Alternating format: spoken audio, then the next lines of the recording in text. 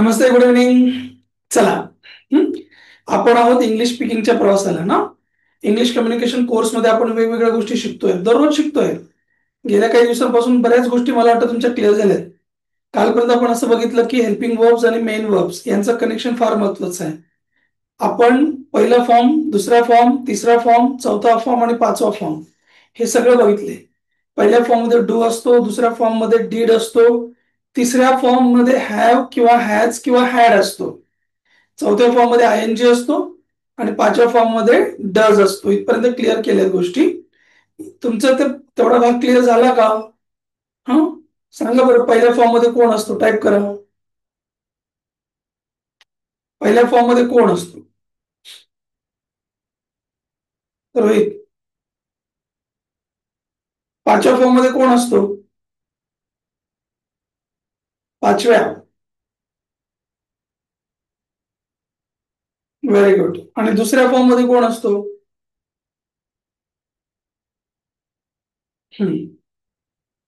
Very nice.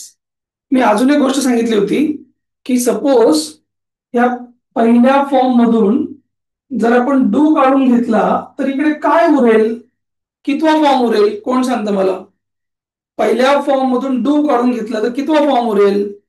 पहिला form. Very nice. जर दुसऱ्या फॉर्म मधून त्यामध्ये जो डीड असतो तो जर डीड काढून घेतला तर काय उरेल? कोण सांगतं?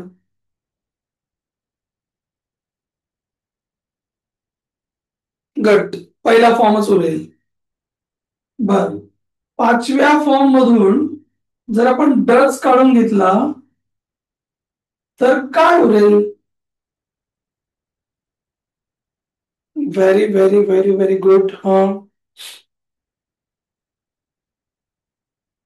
पाचव्या फॉर्म मधून डच बाहेर काढून घेतलं तर पहिला फॉर्म उरेल. कोणामधून पण डू किंवा डच किंवा डीड बाहेर काढला तर पहिलाच फॉर्म उरेल. क्लिअर करून घ्या. सर, हे का बरं तुम्ही मला सांगताय पहिला फॉर्म उरेल का दुसरा फॉर्म उरेल? कारण नेगेटिव्ह करता नाही लागणार आहे आपल्याला. हा पहिला फॉर्म वापरला आपण, बरोबर आहे. मग पहिल्या फॉर्मचा निगेटिव्ह कोण आहे? पहिल्या फॉर्मचा निगेटिव्ह आहे डोंट. त्यालाच आपण डू नॉट म्हणतो. दुसऱ्या फॉर्मचा निगेटिव्ह कोण आहे? डीड आहे, म्हणजे डीड नॉट. एकदम बरोबर. मग आपण त्याला डिंट म्हणतो. पाचव्या फॉर्मचा निगेटिव्ह कोण आहे? डझन. तुम्ही त्याला डज नॉट म्हणा किंवा डझन म्हणा, एकच आलं. ह्या तीन गोष्टी एकदम क्लिअर असणं एकदम महत्वाचे आहे. की जिथे पहिला फॉर्म आहे त्याचं निगेटिव्ह डोंट होणार आणि त्याच्यामध्ये डू असणार. जिथे दुसरा फॉर्म आहे त्याचं निगेटिव्ह डिडंट होणार, त्यामध्ये डीड असणार. आणि जिथे पाचवा फॉर्म आहे त्याचं निगेटिव्ह डझन होणार, त्याच्यामध्ये डज असणार. इथपर्यंत क्लिअर आहे का? येस किंवा नो टाईप करा, मला बघू दे. Very good. चला.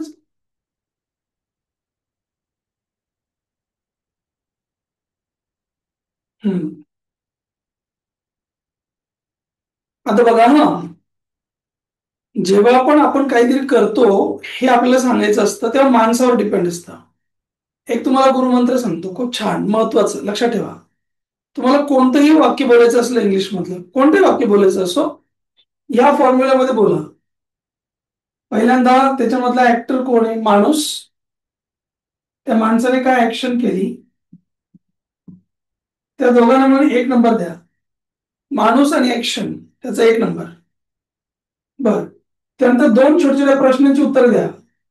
पहिला प्रश्न आहे कोणाला आणि दुसरा प्रश्न आहे काय. कोणाला, काय याचं उत्तर सांगा आणि उरलेला भाग शेवटी. हा,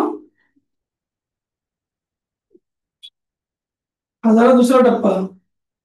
तिसऱ्या भागात काय? उरलेला भाग.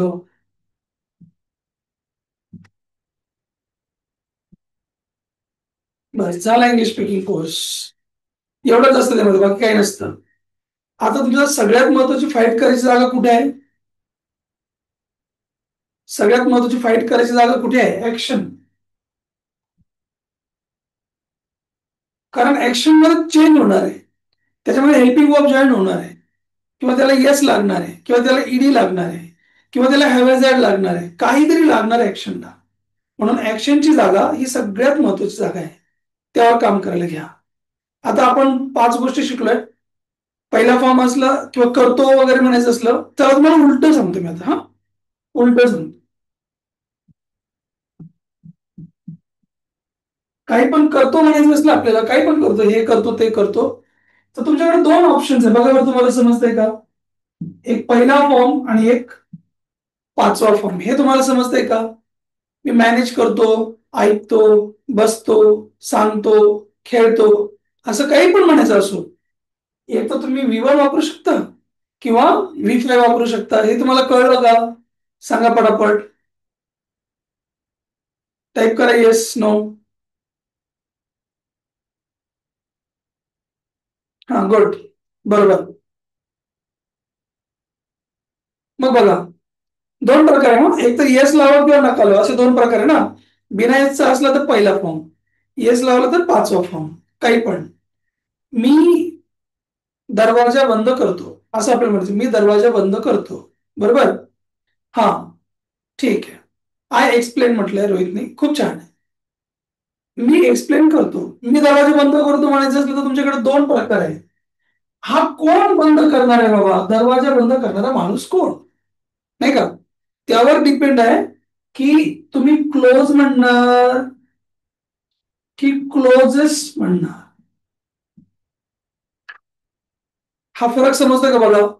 मी दरवाजा बंद करतो, आज तुम्हाला माहिती मी दरवाजा बंद करतो, मग त्याच्यासाठी क्लोज म्हणायचं की क्लोजेस्ट. 2 शब्द आले आपल्याकडे. मला हे माहित पाहिजे की मी हे म्हणू की ते म्हणू. बरं, ते कशावर डिपेंड आहे? माणसावर डिपेंड आहे. इथपर्यंत कळतंय का? मी काल परवापासून सांगतो तुम्हाला, 2-3 दिवसापासून. हा, कोणता माणूस असला तर क्लोज म्हणणार तुम्ही. आय, यू, दे, वी आणि अनेक लोक असतील तर आपण नुसतं काय म्हणू? क्लोज. पण जर तिसऱ्या पार्टी मधला कोणी असला, सिंगल एकटा, तो जर ही असला, शी असला, इट असला, नाव असलं कुणाचं, तर आपण क्लोजेस म्हणणार. म्हणजे आता महत्व कुणाला आलं? माणसाला आलं की नाही महत्व? माणसाला महत्व आलं की नाही? हा, बघा, माझा बॉस दररोज आमचा मोबाईल चेक करतो, असं वाक्य आपल्याला म्हणायचं. माझा बॉस नेहमी आमचा मोबाईल चेक करतो, दररोज आमचा मोबाईल चेक करतो. तर पहिल्यांदा माणूस कोण आहे? माझा बॉस. माझा बॉस कसं म्हणतो मी? माय बॉस. राईट, माय बॉस. माणसाला चिटकून त्याची ऍक्शन म्हणायची. आज हा मुद्दा क्लिअर करा.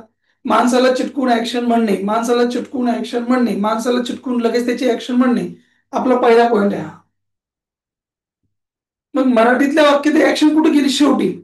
की आमचा बॉस, माझा बॉस दररोज आमचा मोबाईल चेक करतो. ऍक्शन कोणती आहे? चेक करतो. आणि बॉस कुठं? इकडं. ऍक्शन कुठे? तिकडे.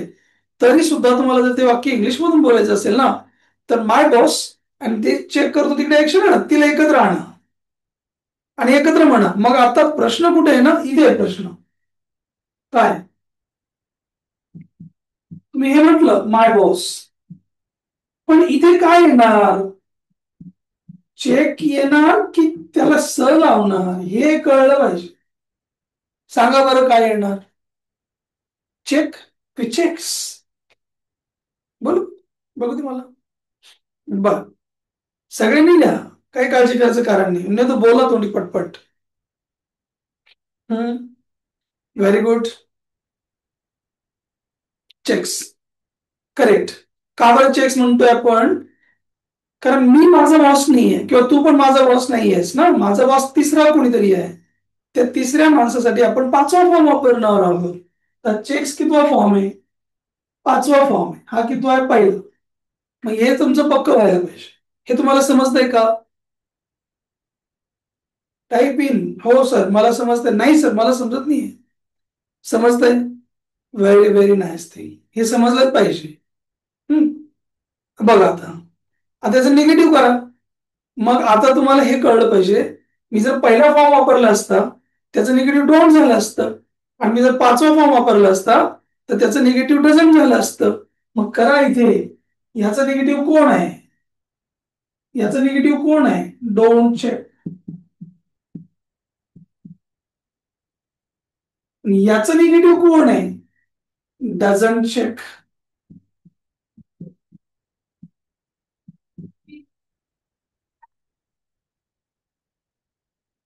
समजतंय काय?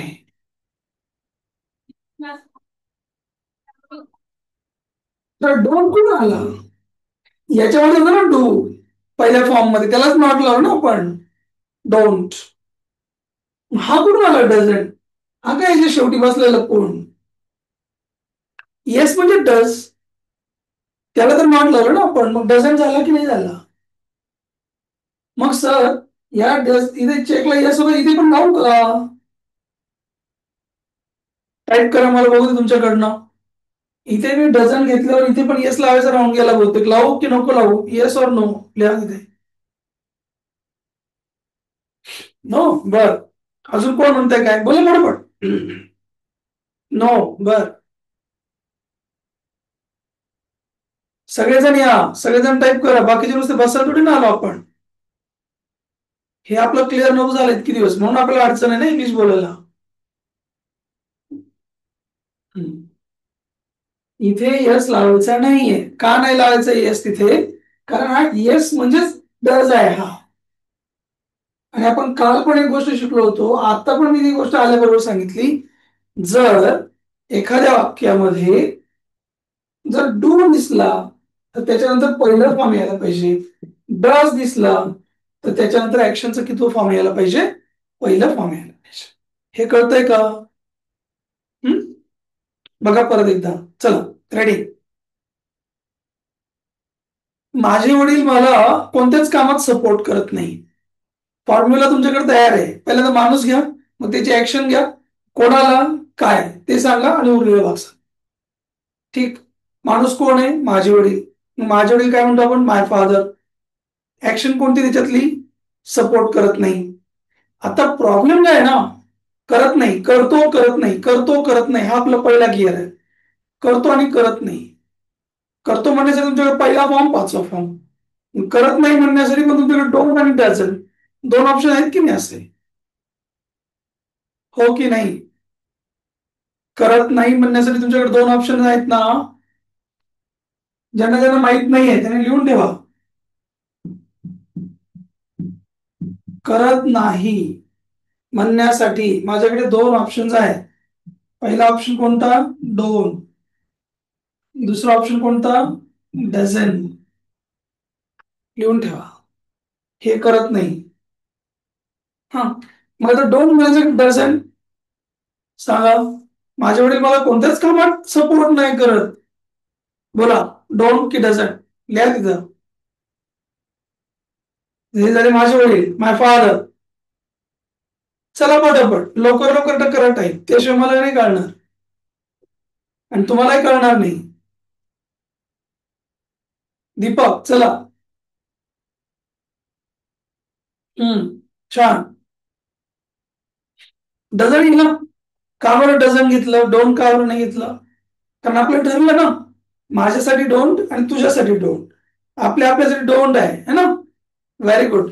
पण वडील तिसरा माणूस आहे कोणतरी, मग त्याला डोंट नाही म्हणायचं, काय म्हणायचं त्याला? डझन. नाही रुद्रा. हा. मग my father doesn't support, doesn't support.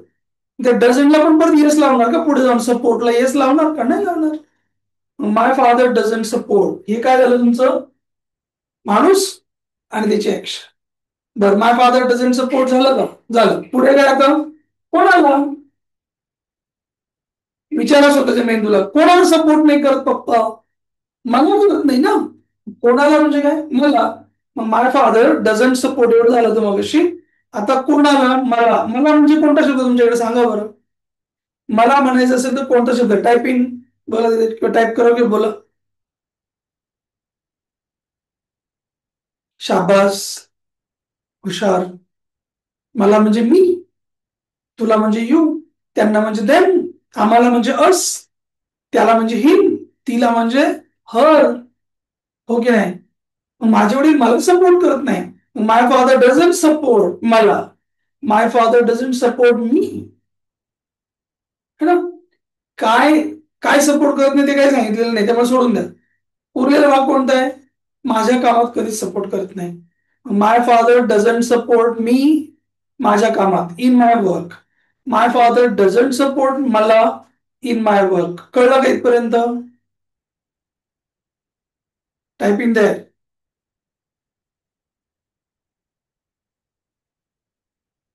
Good. बर, चला बघू बरं आता कोण कोणाला कळतंय ते.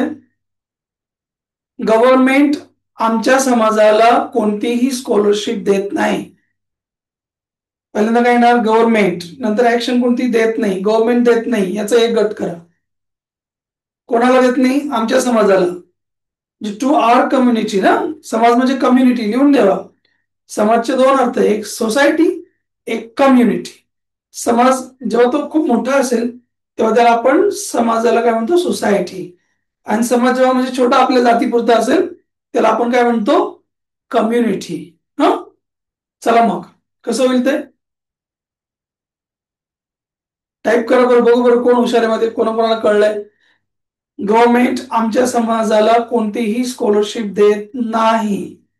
गव्हर्नमेंट देत नाही. पहिल्यांदा म्हणा, गव्हर्नमेंट देत नाही. कसं म्हणणार सांगा बरं, किंवा टाईप करा शॉर्टकट, किंवा बोला जरा. गव्हर्नमेंट देत नाही कसं म्हणणार? Government does not give the एकदम बरोबर, गव्हर्नमेंट डज नॉट गिव्ह. हे कळलं का? इथं डझन का बरं म्हटलं, किंवा डज नॉट का म्हटलं आपण? डोंट का नाही म्हटलं?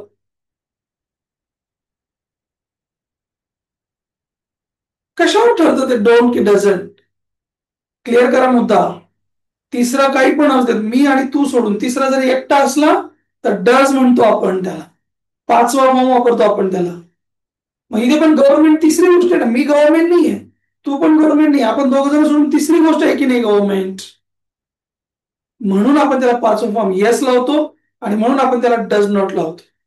म्हणून गव्हर्नमेंट डज नॉट गिव्ह. बरं, कोणाला? आमच्या समाजाला. काय देत नाही?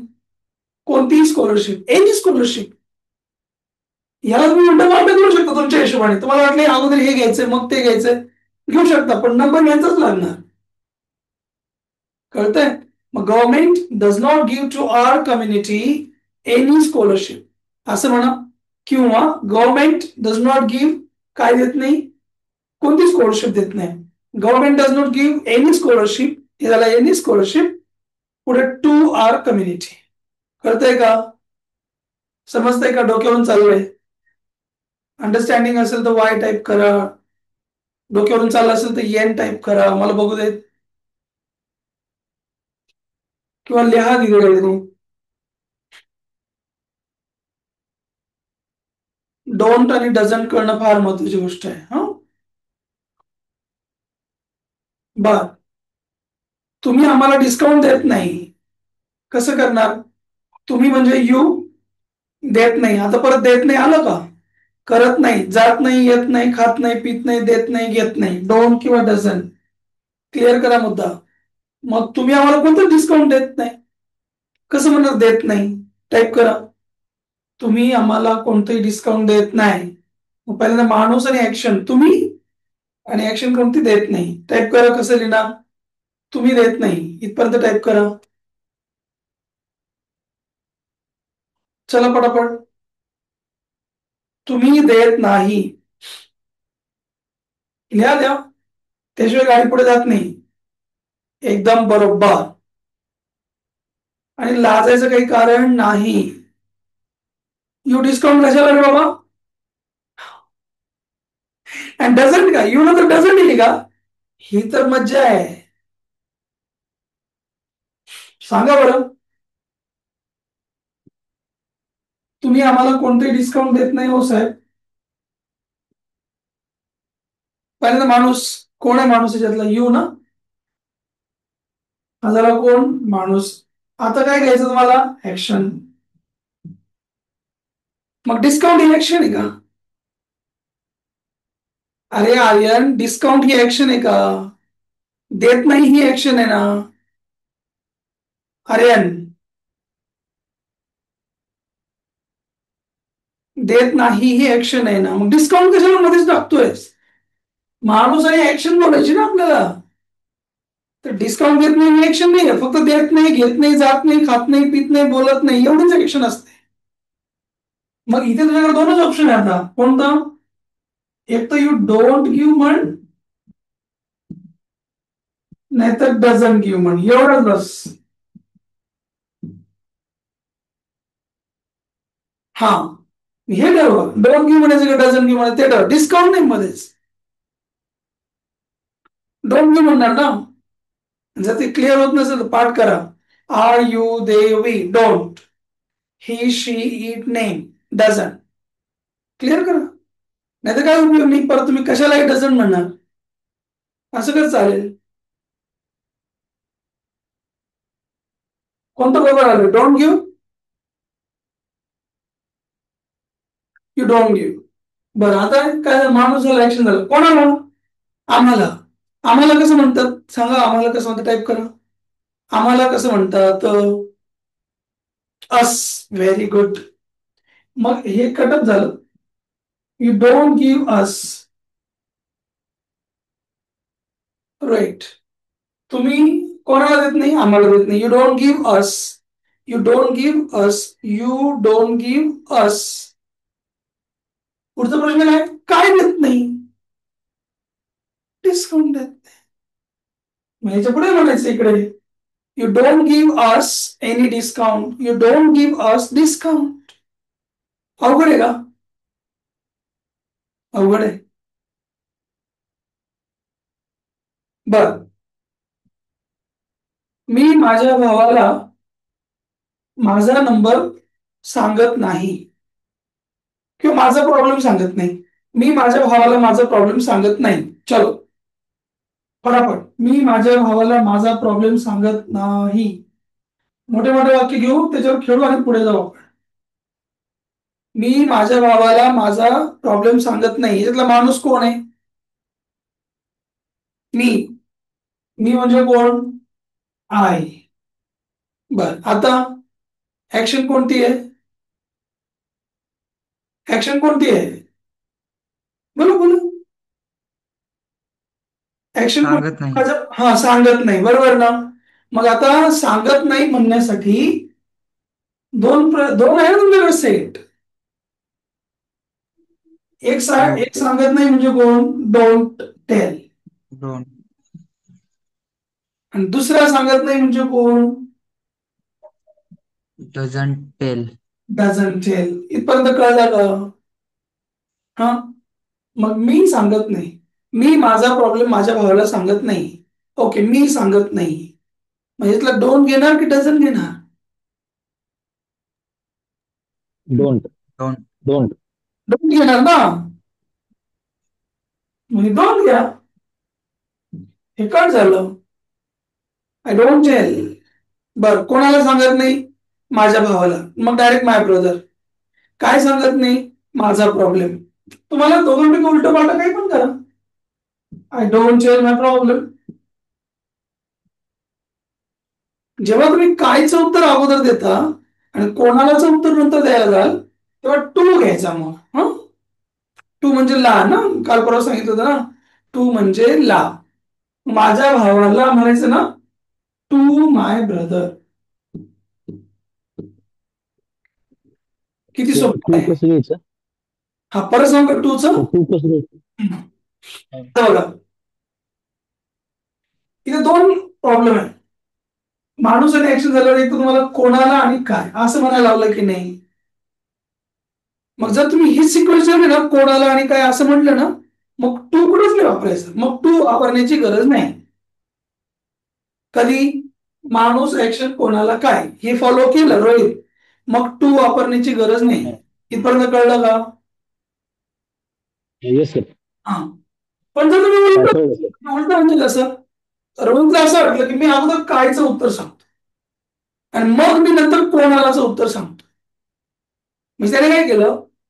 I don't tell my problem. My problem हे कोणत्या प्रश्नाचं उत्तर आहे? कायचं उत्तर आहे की कोणालाचं उत्तर आहे? कशाचं उत्तर आहे? कायचं? माझं कायचं problem. उत्तर आहे ना. कायच. काय? माय प्रॉब्लेम. काय? माय प्रॉब्लेम. काय? माय प्रॉब्लेम. एवढं कळतं ना. मग तुम्ही काय चौथं सांगितलं ना, मी सांगत नाही. काय सांगत नाही? माझा प्रॉब्लेम सांगत नो नाही. प्रॉब्लेम. बरं, कोणाला सांगत नाही? माझ्या भावाला सांगत नाही. म्हणजे कोणाला नंतर आलं की नो नाही? ब्रदर. या वाक्यामध्ये कोणाला हे शब्दाचं उत्तर नंतर आलं की नाही? Yes sir.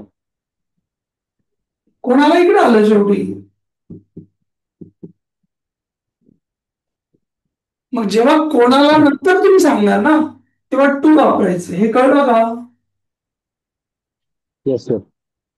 पण जर तुम्ही ते कोणाला इकडे सांगितलं असतं, आता एक वाक्य बघू आपण नवीन. हा, I don't tell my brother. हे झालं बघा. इकडे बघा आता.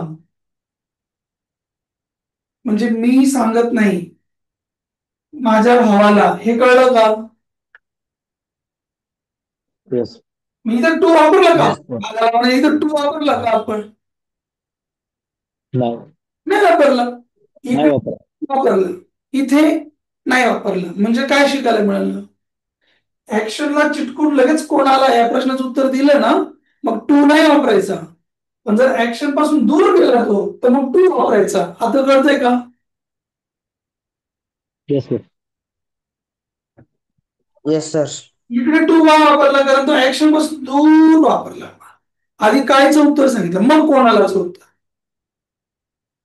कोणाला हे प्रश्नाचं उत्तर जर नंतर देणार असलं तर टू वापरायचा.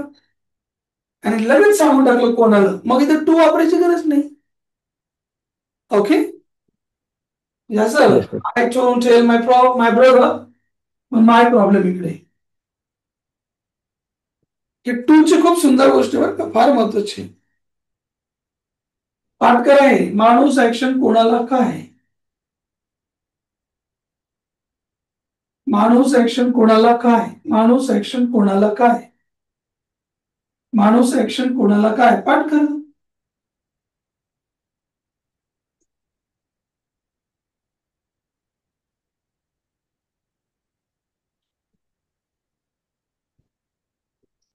बर, माझी आई स्वयंपाकासाठी कोकोनट ऑइल वापरते. असं वाक्य आहे. माझी आई स्वयंपाकासाठी कोकोनट ऑइल वापरते. पहिल्यांदा माणूस कोण याच्यामध्ये? माझी आई, म्हणजे माय मदर यायला पाहिजे. आणि बाकी कोकोनट ऑइल वगैरे जाऊ दे, म्हणते लगेच कोकोनट ऑइल कडे नाही जायचं. पहिल्यांदा महत्वाचं काय? ऍक्शन. माझी आई वापरते. वापरायला काय म्हणतो आपण? हे कळलं पाहिजे. Use. मग ही आहे माझी आई. आणि वापरते. वापरते म्हणण्यासाठी दोन शब्द येतील. हे ज्यांना ज्यांना कळेल ना, की जातो, खातो, पितो, इंग्लिशमध्ये दोन प्रकारे म्हणता येते. हे कळणं फार महत्वाची गोष्ट आहे. विचारते, सांगते, ऐकते, दोन प्रकारे म्हणता येते इंग्लिशमध्ये ते. हं? मग वापरते म्हणजे यूज, आणि वापरते म्हणजे यूज. येस.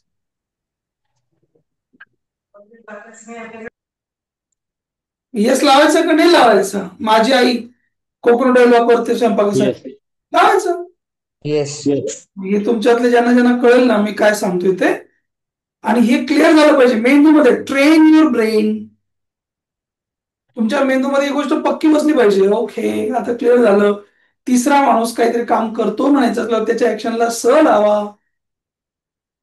आणि एक चौकट फॉलो करा. माणूस ऍक्शन कोणाला काय, हा आपला झाला फॉर्म्युला. अगोदर माणूस, मग ऍक्शन, मग कोणाला, मग काय, झालं उरलेला भाग शेवटी. मग माझी आई स्वयंपाकासाठी कोकोनट ऑइल वापरते. पहिल्यांदा माझी आई, माय मदर.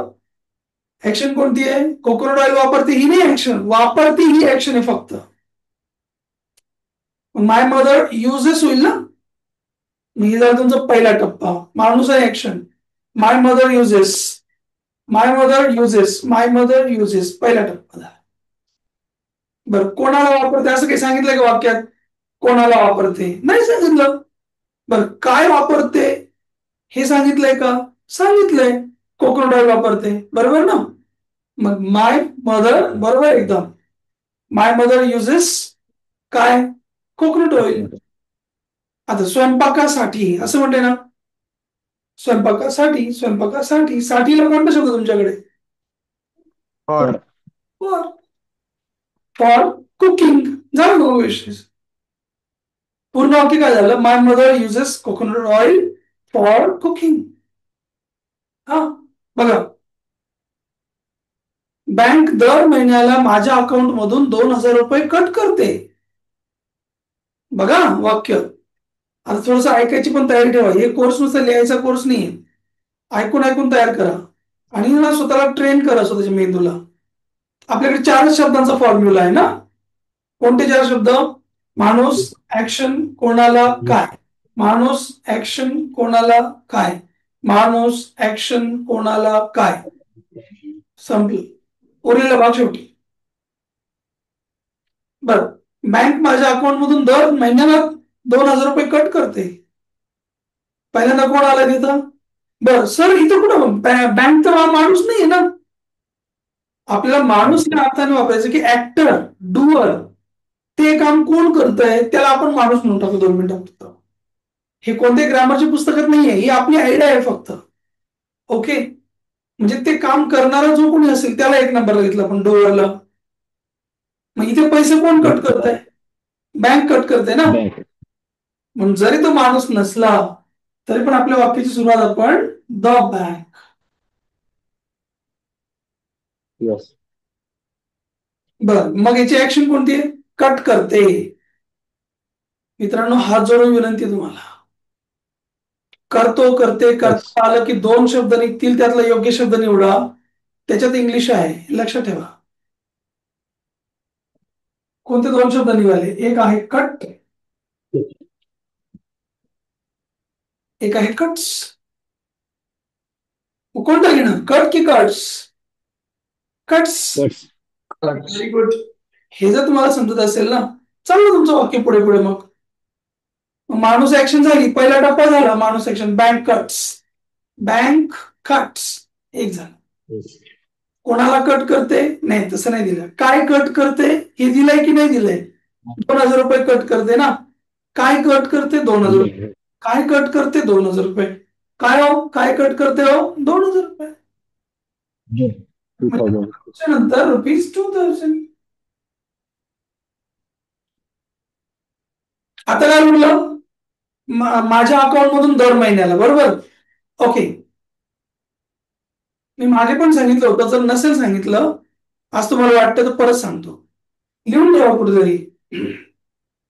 टाइम वाली फ्रेज, टाइम सांगणारा शब्द सगळ्यात शेवटी म्हणावा. लिहून ठेवा. वाक्यात वेळ सांगणारा कोणताही शब्द असतो त्याचा नंबर कुठे लावा? कुठे? शेवटी, लास्ट.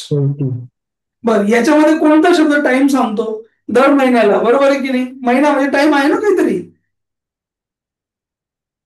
महिना म्हणजे टाइम आहे, आठवडा म्हणजे टाइम आहे, वर्ष म्हणजे टाइम आहे, राईट ना. माझा काय उरला 2 शब्द तुमच्याकडे? माझ्या अकाउंट मधून, हा एक झाला, आणि दर महिन्यात, हे 2 झाले. हे 2 टप्पे आपल्याकडे उरले. हे 2 टप्पे असे तुकडे तुकडे करायचे. हा एक तुकडा, हा एक तुकडा. हा अगोदर म्हणू का हा अगोदर म्हणू? नाही नाही, सरांनी सांगितले ज्याच्यामध्ये वेळ असेल ना ते शेवटी म्हणा. दर महिन्याला वेळ आहे, शेवटी म्हणा. बरं, मग एवढं उरलं. आता काय? माझ्या अकाउंट मधून.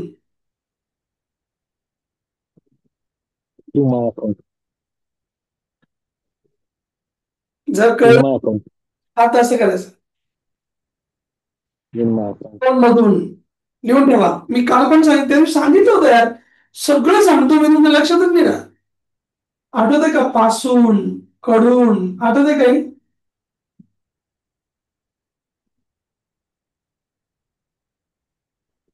ज्या शब्दाच्या शेवटी ऊन येईल, ऊन, ऊन, तून, त्यांना फ्रॉम म्हणावे. लिहून घ्या. ज्या शब्दाच्या शेवटी तून, ऊन, धून असंही ना, त्याला फ्रॉम म्हणायचं. मध्ये म्हणजे इन, पण मधून म्हणजे फ्रॉम. लिहून ठेवा. मध्ये म्हणजे इन, परंतु मधून म्हणजे फ्रॉम. चला लिहा पटापट.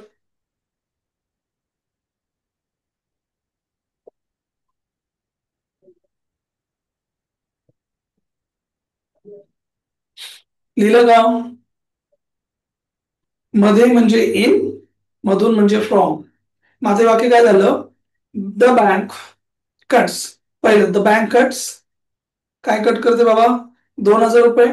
द बँक कट्स 2,000 रुपये माझ्या अकाउंट मधून.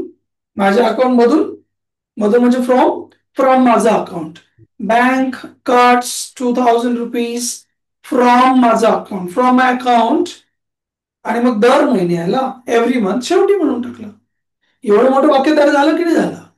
The bank cuts 2,000 rupees every month, किंवा काय असेल तर bank cuts 2,000 rupees from my account every month. कळतंय? वाक्य मोठं मोठं मोठं मोठं असं बोलतो आपण.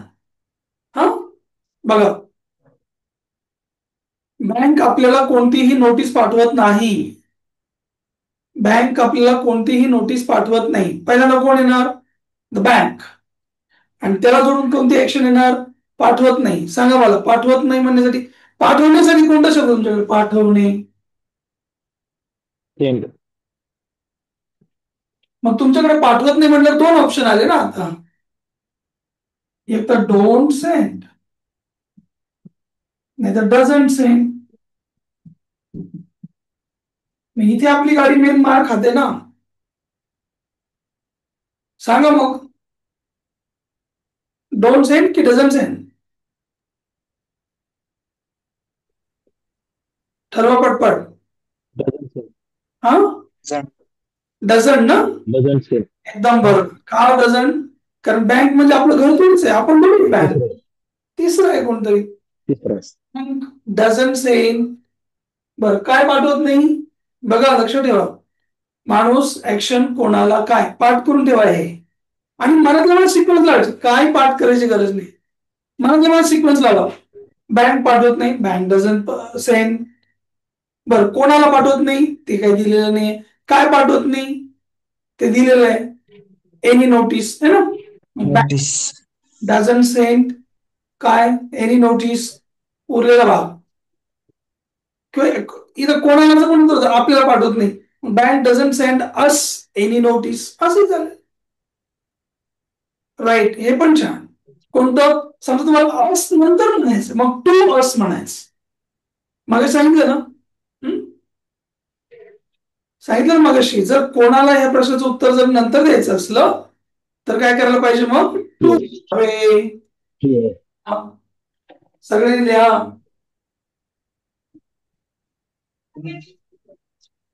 लिहा सगळ्यांनी.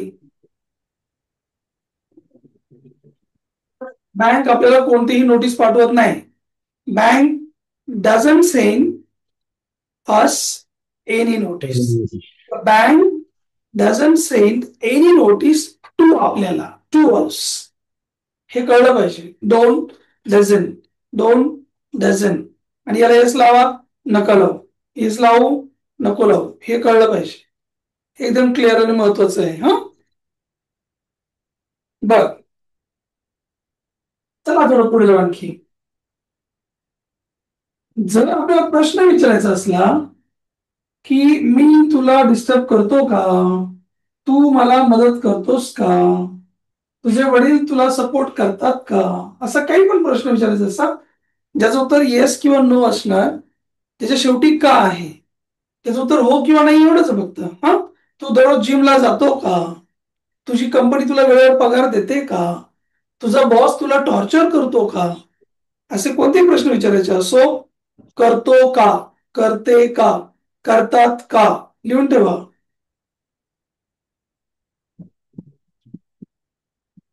करतो का, करते का, करतात का,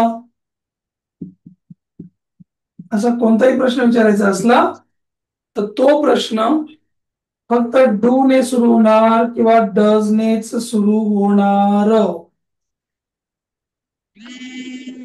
डू आणि माणूस किंवा डज आणि माणूस यांनी सुरू व्हायचं प्रश्न. म्हणजे डू किंवा डज अगोदर म्हणा, बाकी सेम टू सेम चालू द्या. यांच्यानंतर ऍक्शनचं पहिलं फॉर्म येतं ते पाठ करा. आता उदाहरणार्थ आपल्याला म्हणायचं असलं तुला समजतं का, का का तुला समजतं का, मग आपण डू यू अंडरस्टँड म्हणतो की नाही. मग डू का बरं म्हटलं, सर या माणसावर डिपेंड आहे डू म्हणायचं की डज म्हणायचं. मग डू यू अंडरस्टँड, आणि तुझ्या बहिणीला समजतं का, कसं म्हणणार तुझ्या बहिणीला समजतं का, टाईप करा किंवा बोला. 40 मिनिटं होऊन गेले, बोलू शकता, बोला. तुझ्या बहिणीला समजतं का, बोला. सुरुवात कशाने करणार, हे तुझी बहीण आहे, इथं डू किंवा डज पैकी एक जण आहे, कशाने सुरुवात करणार. Does your sister understand? हा, आता नीट समजून घ्या. हा जो डू आहे ना, आय यू दे वी यांच्यासाठी आहे, आणि हा जो डज आहे ना, हा ही शी इट आणि एखाद्याचं नाव असलं त्याच्यासाठी आहे. आता मी म्हटलं तुझ्या बहिणीला समजतं का, मग तू असा अर्थ काढून घेतला तुझी बहीण म्हणजे यू आलं, म्हणजे डू ने सुरू करायला पाहिजे, परंतु तसं काही नाही. मी आहे का तुझी बहीण, नाही. तू आहे का तुझी बहीण, नाही. आपण दोघ जण नाही आहोत, माझी बहीण तिसरी आहे ना कोणतरी, कळतंय का. हा, मी तुझी बहीण नाही, तू पण माझी बहीण नाही, माझी बहीण तिसरी आहे कोणतरी, पुण्याला राहते ती, खराडीला, विमाननगर जवळ, तर ती ती आहे माझी बहीण. मग तिसरा कोणतरी आहे ना, मग तो डज ने सुरू होणार, हे क्लिअर करा. Very good, very good, very good. हा, मग डज तुझी बहीण अंडरस्टँड असं होईल ना, डू ने नाही सुरू होणार. म्हणजे प्रश्न विचारण्याची आयडिया कशावर डिपेंड आहे मला सांगा, कशावर डिपेंड आहे. Mansur. करेक्ट. Mansur. येस, माणूस शिका, मी नेहमी हेच सांगत आलोय. मग म्हणजे जर if you think that your English shouldn't go wrong, तर तुम्ही माणसावर फोकस करा. माणूस कोण आहे त्याच्यावर डिपेंड आहे, डू म्हणू की डज म्हणू, हॅव म्हणू की हॅज म्हणू, माणसावर डिपेंड आहे. आणि क्लिअर करून घ्या, पुन्हा पुन्हा सांगतोय मी, ह्याच्या वाट्याला कोण कोण आलं, एक आला डू आणि एक आला हॅव. याच्या वाट्याला कोण कोण आलं, एक आला डज आणि एक आला हॅज. लिहून ठेवा, स्क्रीनशॉट, लक्षात ठेवा. हे पुन्हा पुन्हा येतं इंग्लिशमध्ये, राऊंड राऊंड. हॅज कधी म्हणायचं, हॅव कधी म्हणायचं, हेच या प्रश्नाचं उत्तर आहे. माणूस बघून म्हणायचं हॅव आणि हॅज. जर तू आणि मी असलो तर हॅव, पण मी आणि तू सोडून तिसरं कोणी असलं तर हॅज. ठीक आहे. बर, तू दररोज सकाळी जिमला जातोस का, सांगा, सुरुवात कशाने होईल. Do you? हा, आणि माणूस कोण आहे, तू आहेस ना, मग डू नंतर तू येशील ना, डू तू, डू यू येईल ना मग, Do you? राईट. म्हणजे धक्काच आली का आपली Do गाडी. you go to gym? एकदा डू आणि डज फिक्स झालं, माणूस फिक्स झाला, पुढे काहीच नाही, ऍक्शन कोणाला काय, आपल्या नेहमी प्रमाणेच परत. मग बघा, पहिल्यांदा घेतला आपण डू यू. आपला प्रश्न एवढा मोठा होता, तू दररोज सकाळी जिमला जातोस का, बर डू यू. ऍक्शन कोणती, जातोस म्हणजे गो आली, बर डू यू गो, बरोबर, डू यू गो. आता एक पॉइंट लिहून घ्या, लिहा. कम आणि गो यांच्यानंतर जर काही लोकेशन असलं तर नेहमी टू म्हणावे. कम आणि गो नंतर नेहमी टू म्हणावे. कधी, जर त्यानंतर एखादं लोकेशन असलं तर. जिमला जातो म्हणजे जिम हे लोकेशन आहे की नाही, तू कुठतरी एका लोकेशनला जातोस ना, हा, मग ते टू म्हणत चला. मग do you go to gym असं म्हण, गो जिम नाही नुसतं. हा, do you go to gym, आणि टाइम शेवटी सांगायचं, दररोज, एव्हरी डे, है ना. Do you go to gym every day.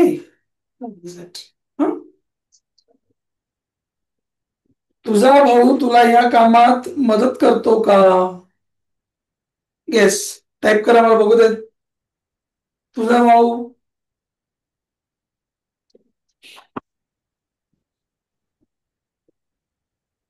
Type करा, मी बघतोय.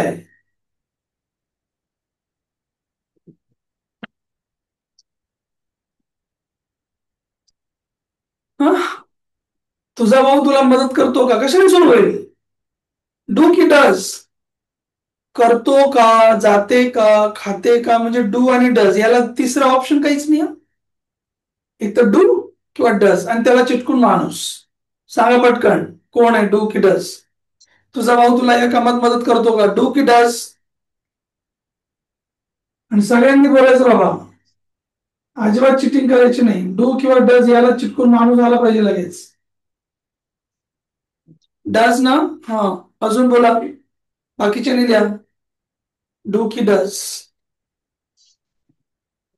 आणि त्याला चिटकून ते माणूस घेऊन टाकायचा. डू युअर ब्रदर नाही म्हणणार ना आपण. बरं, अजून एक पॉईंट तुम्हाला सांगतो, तो पण क्लिअर करून घ्या. माय, युअर, देअर, आवर यांच्यावर काहीच ठरवू नये. लिहा,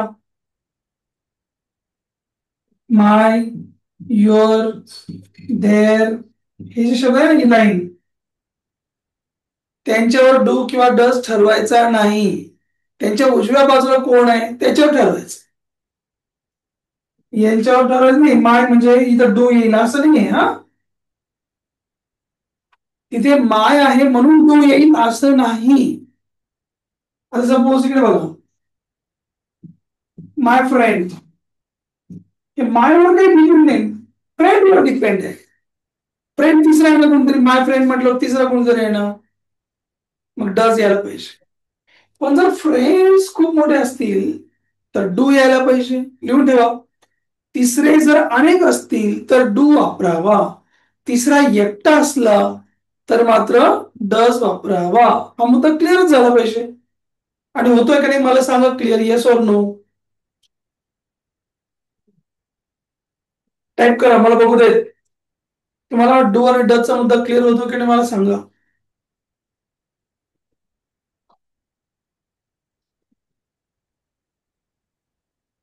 बर, तुझी बहीण कॉलेजला सायकलवर जाते का? चलो, कोण ट्राय करतं? तुझी बहीण कॉलेजला सायकलवर जाते का? पहिल्यांदा काय येईल सांगा. डज. अरे नुसता डज नाही, मी इथे चिटकून दिलं बघा, हे चित्र सगळ्यांनी काढा. डज आणि तो माणूस, डू आणि तो माणूस एकत्र म्हणायचा तरच प्रश्न म्हणता येईल तुम्हाला, नाही तर काही कामाचं नाही. Does your sister. हा, डज युअर सिस्टर, बरोबर ना? बाकीचे काही काही कामाचे नाही होत. Does your your sister, does your sister, does your sister आणि ऍक्शन कोणती? जाते. तुझी बहीण रोज सायकलला शाळेत कॉलेजला जाते का? ऍक्शन कोणती? जाते का ना? म्हणजे आलं पाहिजे. डज तुझी बहीण, की माणूस झाला तशी ऍक्शन लावा. गो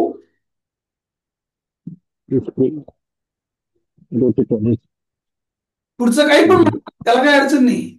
पण डज तुझी बहीण गो टू कॉलेज? कॉलेजला जाते ना म्हणून लगेच to college. Does your sister go to college? Very good. Go to school सायकलवर. सायकलवर कसं म्हणणार? सायकलवर, सायकलवर कसं म्हणणार? On the bicycle. On bicycle. Very good. Does your sister go to college? Does your sister go to school on bicycle every day? याप्रमाणे डचचा प्रश्न विचारता आला पाहिजे. सगळ्यांनी ना आज प्रॅक्टिस करायची. डूचा प्रश्न, डचचा प्रश्न, डूचा प्रश्न, डचचा प्रश्न कंपल्सरी विचारता आला पाहिजे. त्याच्याशिवाय इंग्लिश पुढे जात नाही. मी खूप ठिकाणी सांगतो, तुम्हाला आता परत सांगतो. ज्याला प्रश्न विचारता येतो ना त्यालाच इंग्लिश चांगलं येतं, बाकीच्यांना इंग्लिश काही कामच नाही बाकीच्यांच. ओके, आलंच पाहिजे. हा, बर बघा एकदम. तुमचं ऑफिस सकाळी 9 वाजता उघडतं का? उघडतं का? अच्छा, उघडतं म्हणजे डू डज. इथे this is the chain, this is the clue. सांगा, तुमचं ऑफिस म्हणायचं असलं डू तुमचं ऑफिस की डज तुमचं ऑफिस? काय येईल? टाईप करा, जर बोलायचं नसेल नाही तर बोला.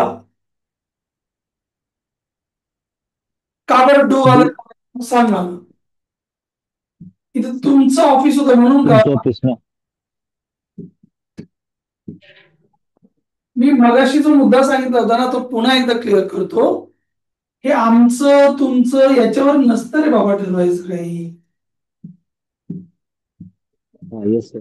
याच्यावर ठरवायचं नाही असं लिहून घ्या व्यवस्थित. तुमची मेमरी जरा कमी आहे तुमची. केबी हा मध्ये ओके. का जीबी मध्ये आहे का एमबी मध्ये आहे? यांच्यावर ठरवायचं नाही किती वेळा सांगू.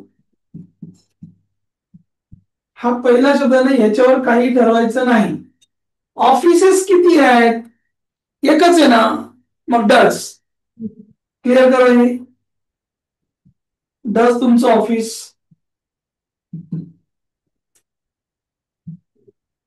हे तुझं आहे म्हणून मी डू म्हणतो असं नसतं. कळतंय का नाही कळतंय? Getting or not? Yes or no? Yes. हे याच्यावर डिपेंड नाहीये की तुमचं आहे म्हणून मी डू म्हणतो असं नाहीये ते. तुमचं काय? तुमचा पेन. पेन किती? एकच आहे ना. मग डस तुमचा पेन. लिहून ठेवा, नोट करा, पाठ करा, लक्षात ठेवा. तुमची तुमची कंपनी डू की डस? डस. डू नाही. का बरं डू नाही? कंपनी तिसरी आहे. मग सर तुमची म्हटले त्याच्यावर काही ठरवायचं नाही हे तर सांगितलं इथे. आमचं तुमचं माझं तुझं त्याच्यावर काही नसतं. शेजारची गोष्ट किती आहे? एकच आहे ना. मग डस. हा तुमचे ऑफिसेस. तुमचे खूप मोठे ऑफिस असते 10-15. मग त्याला आपण डू म्हटलं असतं. तिसरे अनेक असतील तर त्यालाही डू म्हणावे. लिहून ठेवा. तिसरे खूप असतील तिथं पण डू म्हणा. तिसरा एकटा असला तर मात्र डज म्हणा. Very clear. Crystal clear. बर. तुमची कंपनी तुमची सॅलरी तुमच्या अकाउंटमध्ये डिपॉझिट करते का? चलो ट्राय करो. सांगा पटापट. सुरुवात काय होईल? तुमची कंपनी कंपनी तुमची सॅलरी तुमच्या अकाउंटमध्ये डिपॉझिट करते का? पहिल्यांदा काय आलं पाहिजे बोला पटापट. Does नुसता डज नाही. does your company does. That is the point. Does your company. Does your company. हे झालं डज युअर कंपनी. डज तुमची कंपनी. आता काय? माणूस ऍक्शन कोणाला काय हे पाठ करायचं विसरायचं नाही. एवढं झालं. हाच आपला माणूस सुद्धा हाच डूवर यायचे म्हटलं. हे झालं. आता ऍक्शन कोणाला काय संपला विषय. इथं उरलेला भाग. मग डज तुमची कंपनी. ऍक्शन कोणती? डिपॉझिट करते म्हणजे डिपॉझिट. डिपॉझिट.